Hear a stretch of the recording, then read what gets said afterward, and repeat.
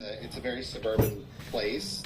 We don't build a Hello, lot of guys. multifamily buildings, and in a lot of ways, Taste we test sort of tayo ng ice forgot cream. how.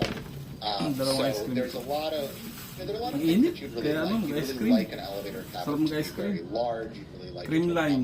fit anything that you could Cream possibly line think to of. sa Everyone would sort of Ito. like to control their own codes and not Don defer Eric's. to some international body that writes Don them. Eric's to. And we'd like to preserve jobs, preserve union jobs Mga Don especially. Eric's.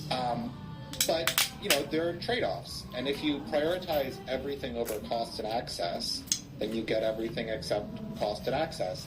And when it comes to building, single-family homes in North America, we're not willing to sacrifice much for affordability. This is, it's where the most people live. And Rocky Road it's nga sort pala of yung what flavor. people think of as a home. So when there are, interests that want, for, their own Magkano nga to? reasons. 20? Something that 20 will lang drive to? up the cost. That there's a big lobby that will stand up and say no. Tapos itong we isang need to, to ano, keep 16. these as affordable to build as possible.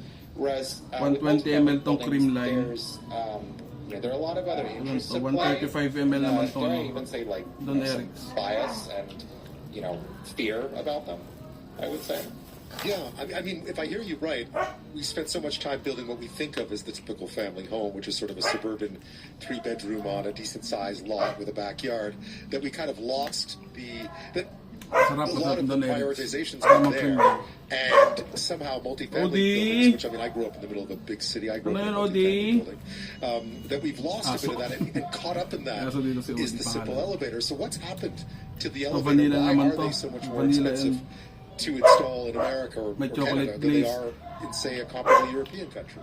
So I would say there's three things, and you Top see ten. these all over the construction industry. So let's take them one by one. So the first thing Parang is parehong flavor like a yung lot of things in North America. kinuha ko para talaga makakompare. The elevator cabins in North America Hirap typically pumili. are sized to fit a stretcher, an almost 7-foot stretcher.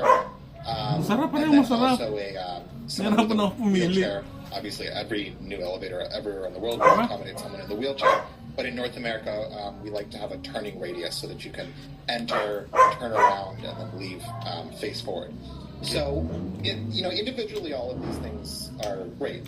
However, if you end up in a situation where you just don't have the elevators, let's say you have a lot of walk-up buildings, or you don't have a Masarap buildings, pareho. you start to build townhouses or single-family houses, detached houses, then you don't get any of the benefits of it.